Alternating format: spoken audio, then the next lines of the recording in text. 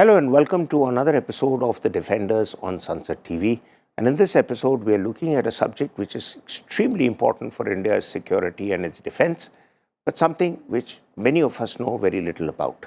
And we therefore have chosen highly informed experts to open our eyes on issues connected with India's missile capabilities, India's defense with the missiles that can provide us an umbrella over our key cities and important defense installations, and of course the second strike capability that the marine and maritime element of India's navy with the nuclear submarines can provide.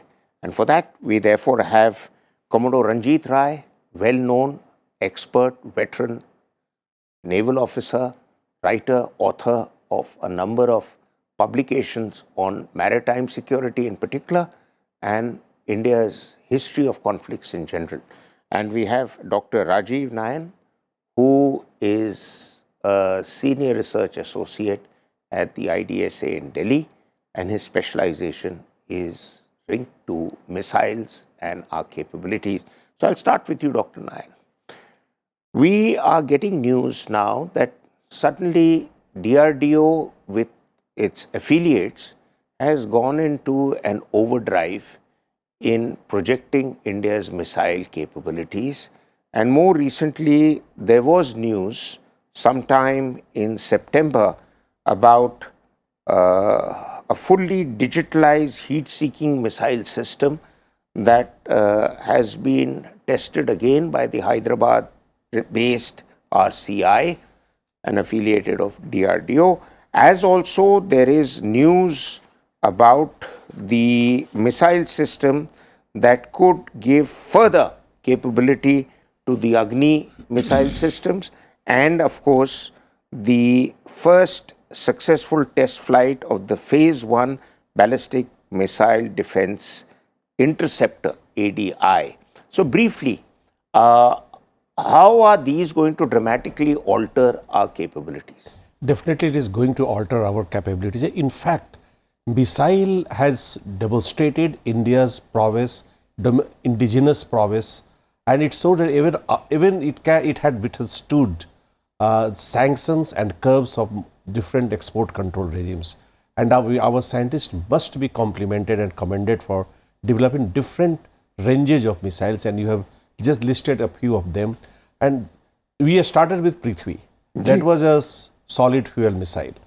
And we moved over to, although at that time also we had Agni we had tested in 89, if you can remember. Yeah. Rajiv Gandhi had tested, but it was a shorter version, around 1200 to 1400 kilometer version. But over the years, after the conduct of nuclear tests, we kept experimenting. We not just only took the range forward, but we also brought the range backward. In the sense, why I am saying forward and backward, because we started with Agni 2, Agni 3, Agni 4, Agni 5. Again, then we came down. And why we came down? It is a very interesting story. It's a very interesting story because we tested different parameters, different technical parameters, and some of them had been tested before, but we retested it just to refine its and also to just strengthen many of the crucial or key components, you can say, or key technologies. Say, I'm just giving you a couple of examples. Engines. Now we are again developing refined, sophisticated, more powerful engines. And the new ranges, or you can say Agni P, which you talked about, Agni Premium, which we generally talked about, has got very refined or very sophisticated rocketry system. So that will give real thrust, real power to our Agni missiles. It may appear that it is of lesser range, again we are testing, but in fact we are not only testing engines, but we are testing other capabilities of the missiles. Okay. So that we can check our... I'll come to you to understand that how your tests are linked to the requirement of our services who are the end users. Exactly. Or is it that you are testing and then finding the services to be possible users? I'll come to that question later. Commodore Raisa, you are in a way one of the doyens of maritime security now in our little world here of 50 doves and hawks that make up Delhi's seminar circuit.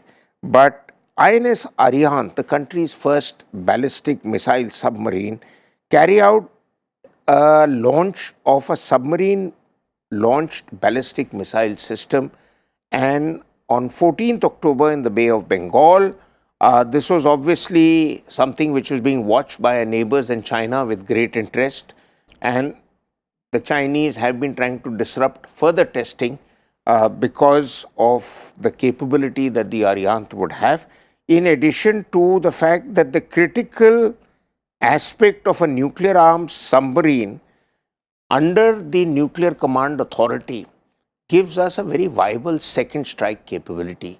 So those issues, if you could elaborate on, sir. Very well put.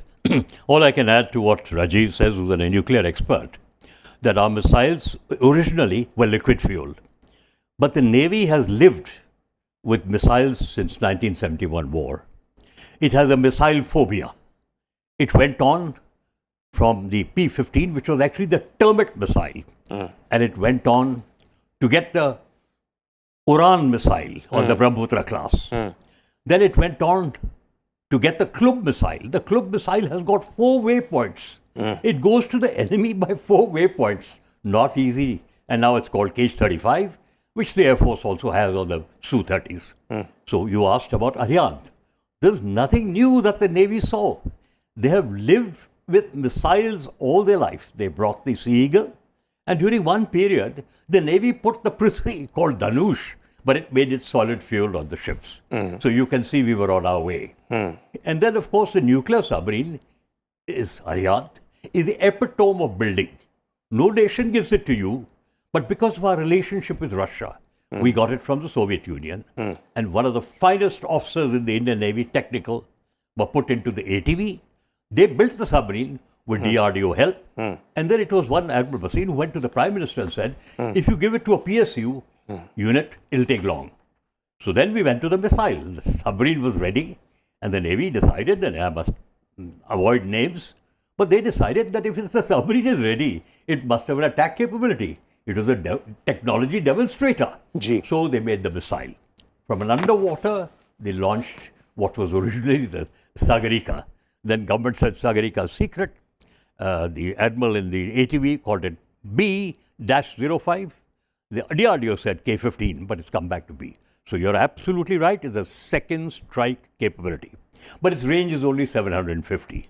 So the Navy has put all its efforts down to it to make the K-4 use DRDO. And who is DRDO to begin with? It was Dr. Abdul Kalam and Dr. Pillai to make the BrahMos. They came from ISRO. Today, the Navy is partners with private sector. The DRDO is the boss. It's the Navy that does the work. And also now, which is a partner with ISRO. So you're absolutely right. The second strike capability from the sea is going to be with our nuclear submarines. Well put, sir. Well put, sir. Doctor, I want to ask you, Dr. Rajiv, that to explain to people what is the difference between first strike and second strike? How many countries have that capacity? And for a country that has given an assurance like India that we have a no first use doctrine, where does second strike come in? Exactly, very good question. Only 2 countries in the world have got, nuclear weapon countries have got no first use policy. Earlier Russia had got, but now Russia had renounced it. This Brezhnev doctrine, it was called Brezhnev doctrine. So Brezhnev doctrine is no longer existing. So for having a robust deterrence, you must have very robust second strike capability. And in fact, sea power, especially submarines and submarine launched ballistic missiles and other missiles provide you that robustness, the second strike capability until unless it becomes stealth, until unless it becomes invisible, until unless it becomes untraceable, it will not provide a robust deterrence. Your enemy, your adversary will strike and destroy it. Suppose there is a scenario when all your land-based assets are destroyed, or whatever is visible is destroyed, then your sea-based capability, especially submarines, it may be nuclear powered. This once you talk about nuclear submarine, it is basically nuclear powered. It may not have nuclear tipped ballistic missiles. It may have very conventionally tipped ballistic missiles, But generally, it is believed that it will provide and nuclear power submarine can stay longer in the sea underwater. Endurance. It's endurance and stealth capability plus surprise attack. It may not only just survive, and it is considered better equipped to receive communication from space. And this is one added feature which we are talking about. And it can hide itself, but it can target the adversaries' whatever assets. So that's why it is considered very important. And the question which answer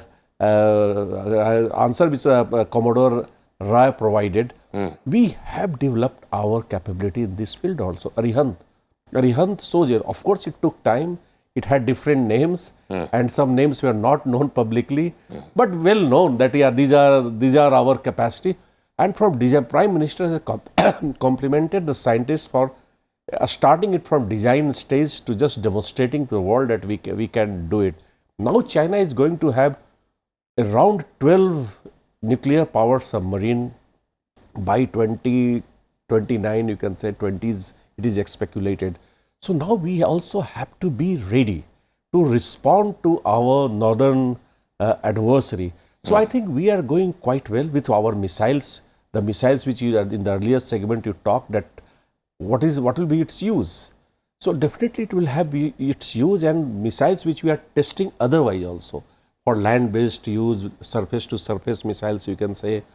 So that can also, that capacity will also be used for naval version of vehicles, including submarines. So that SLBM we are progressing quite well. You asked about Agni P. So that Agni P, the same range we, as you talked about just October 14, we have demonstrated our capability and we are going to use that. And plus, Okay, so that's detailed enough. And I go back to you, Commodore Raisa. You mentioned about the capabilities of the missiles with maritime forces like the nuclear powered submarine, which was the K-12, which I'm told had a range of 700, 750 kilometers. But now they are saying that there is a capability that we are having or going to have very soon of the K-12, which is going to give the capability to the Navy to reach targets successfully at 3,500 kilometers, which are targets in China quite clearly, because that kind of range is well beyond our requirement for Pakistan. So, what is new in terms of this punch? Are we going to be able to exercise that capability against China from the Bay of Bengal? Are we going to exercise that capability against China when we encircle China's mainland and go along with the Quad forces and beyond the South China Sea? So there is that one aspect, and the second aspect again is the dependence on the Navy for second strike capability. To what extent has thinking begun to change, or is it a kind of arrangement that South Bloc is best left to define and not commanders on the ground? The command, when it emanates from South Bloc, how quickly can the commander on the sea become an effective implementer of that command? Well, Maroof, you have answered the question, so has Rajiv. The submarine is underwater. You can be attacked on all your missiles which are on land, but you can't attack something you don't know where it is. So you've answered the question. It is second strike, secret capability. But the basic concept of nuclear strike is deterrence. And therefore, India must have a powerful deterrence. Whether it is K-12, which is far, far away, but we have leapfrogged. The Navy has leapfrogged on the ISRO technology. It has leapfrogged on our Prithvis. It has leapfrogged to Agnis. And therefore, it's gone to Agni Prime. It's gone to every other missile. Therefore, you're right that one day the Navy will have to have the capability to go that far. But presently, it is 750. The surface ships have increased their BrahMos because we came outside the regime. And now we're going to these Zircon. And then on this side, yes, we are going to look for more than K4. K4 is 4,000 kilometers. So once you have a missile, only thing you can carry less on the submarine. You probably can carry more on the Ariant, But I believe the third generation ship, the third one, is going to have bigger missile launchers, which Larsen and Toubro is capable of making. So you've answered your own question. Navy gives you the best answer for second strike secret capability. And the Navy has been living with missiles. So therefore, 14th of October, when the Prime Minister congratulated the Navy, the first test was done with DRDO help. The second test was done completely by the ship's crew. And they say, at absolutely the correct time, which was ordered by the PNO, the missile went up, it did its directions, whatever it was given, and it went to the place it was required to go, to a long distance, almost, they say, to the same range that it is capable. Very good, very good. Dr. Nayan, you wanted to say something? I just wanted to say, once we are talking about range and about second strike capability, you may remember long back, not more than a decade back, people generally, strategic community talked about, until and unless you have got Agni 5, your deterrence is not robust. So why? Because you have to reach any part of China. If you don't reach any part of China, then you cannot deter China. So now comes to the question, that is for surface to surface missile. Now you are talking about second strike capability of Navy, means it must have longer range. Means if he goes back in the sea and hides and surfaces, it may not surface on its own water. It may go quite far off and then it has to strike. So then I think we have to talk about range, higher range. And we have already demonstrated our capability. Sometimes as Commodore Rise now is talking about many things which are not official, but he is making it official. So those, we have capability, but we sometimes don't officially admit those capability. So we have capabilities to reach even from far off place to our adversely targets. So this is one question. Second, I just like to point out, but now ISRO is no longer in the picture. There is a firewall existing and ISRO cannot get involved in all these missiles capabilities. Once we may have common, but after we had the agreement with United States during Vajpayee's time, we are making a conscious effort to keep ISRO away from all our... Why? Because we have agreed that certain things will not be done by ISRO, and people may have, scientists may have opinions, DRDO, some of the people openly, publicly expressed their grievances. But DRDO did well. DRDO recruited scientists and their projects worked very well. For last 20 years, I don't think on certain things, on some of the projects, which earlier may have the connect, but I don't think now they have got any connect. So what does ISRO do then? ISRO, there are so many things for ISRO to do, and they are doing it. They are doing it very well, and they are, of course, into militarization. But some of the projects in which they were involved earlier, they are no longer involved because of our understanding with the world that they will not be involved in those areas, especially missiles and... Because, if I could answer your question, because ISRO's technologies go beyond MTCR? No, nothing to do with MTCR. Yes, some MTCR, our understanding, like our agreement, we say that for our nuclear power plants, if you take any technology for, say, a power plant, that with this promise that we will not use it for military purposes, so we have to abide, and we have got very clean, responsible records. So there is a whole difference between civilian purposes and military purposes. There could be military purposes, but within even military purposes, certain projects are not allowed. And in fact, we will be surprised to know that still we have got missiles and nuclear proliferation curbs on us, even from United States and other countries. If they say that this particular even glass is going to be used for the development of ballistic missiles, which may deliver nuclear weapons, that will be denied to us. I know. The US is... That is called MT and NP curves, which are still existing on us. No, I am myself not a great admirer of how we have fallen into the trap of the US laying out the path for us, when we as an independent and self-respecting country can do a lot of things on our own, and we can protect our security on our own. This whole American patronage that we'll make you a superpower.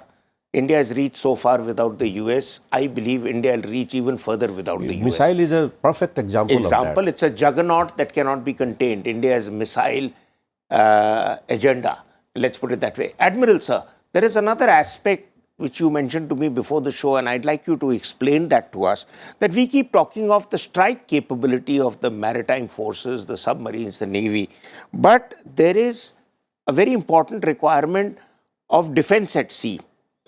Two areas that strike me, that the recently launched INS Vikramaditya or even the INS Vikrant. Now, somebody mentioned to me that they could be extremely vulnerable to hypersonic missiles from outside our immediate theater capabilities, but they have great ranges, and your adversary, particularly China, could exercise that. As well as you have interceptors already in place like AD-2 and others. So, how good are our missile defense capabilities against our missile attack capabilities? Well, absolutely. It's a very, very important question. We've been talking, and Rajiv has told you all about our missiles. What about our defense? Well, yes, you have rightly said. AD-1 is actually a defense, anti-missile defense, which the DRDO is working very hard and is moving very fast. But very few people know that quietly, 2 years ago, I think 21, INS Dhruv was launched. And there I'll take a little disagreement with Rajiv. And what Prime Minister said in America, let's forget the baggage of the past. MTCR is over. India is rising on the stage. Within the rules, IAEA rules, we have made a Ariane. We have made missiles. So what are we getting afraid of doing something which is on the borderline? We should not cross the borderline which the scientist tells you to do, stops you from doing. So therefore, you're right. INS Dhruv was commissioned. It's got huge antenna. It actually tracks missiles. It tracks our own missiles. And it is on the east coast of India. And it has been operating, I believe, from what I hear, excellently. It's a combination of DRDO. The Navy runs the ship. There are scientists on board, and there are ISRO scientists on board, because that again can see missiles coming in. So there you are. And then there's another ship, Anvesha, made by Cochin Shipyard, which is actually testing how we will use AD-1, the AD-2, the naval version. And one day, if you've gone to a defense expo, you will see a huge launcher. And therefore, one day, I think very soon, the way Rajiv is saying we are moving, there will be defenders at sea called AD-2. So you put it, AD-1 you spoke about, Navy will have the AD-2. And therefore, on a launch, the Navy will be there to be told, which ISRO will help you with. Because ISRO also monitors. They've got antennas all over watching. And last thing, they are watching debris, space debris. So space has come. It's not talked about much because it's technology. But I think you have put everything on the table.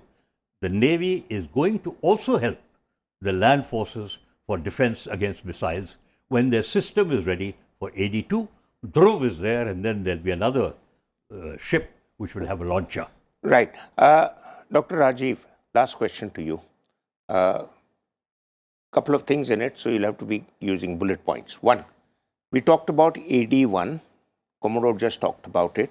I understand it is a ballistic missile defense interceptor, which means something like the Russian variant of the S-400, and we want to have our own because America has its allergies about the S-400 system. The second thing is that we talked about Agni Prime and Agni P. That's when you talked earlier about dropping off ranges but making it more effective to execute a kill.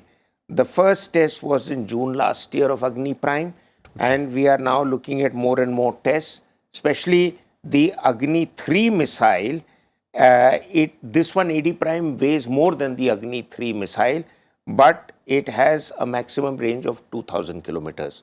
So, all in all, missile capabilities are moving pretty fast, and I think it's a very, very important signal about Atmanirbhar Bharat, which we were giving from long before this Atmanirbhar Bharat became the tune for everybody else to play. the missiles were already there and coming out. So your views about the interceptor and the more punch to the Agni missile. Briefly, please. Briefly, first about our own AD-1 and AD-2. It started with Prithvi and later on we are moving forward.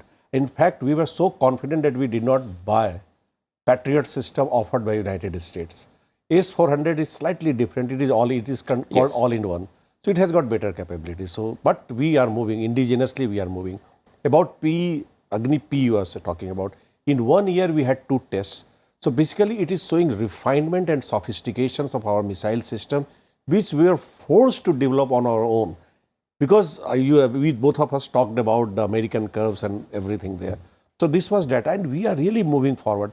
And many people were surprised why a country after testing 5,000 kilometer, 4,000 kilometer came back to 700 kilometer. And it answer lies in your question that yes, because of our armed forces needs. Once we have to deal with Pakistan, we cannot have 23 vehicles carrying one Prithvi. So we have to have shorter range, also in the solid fuel capacity.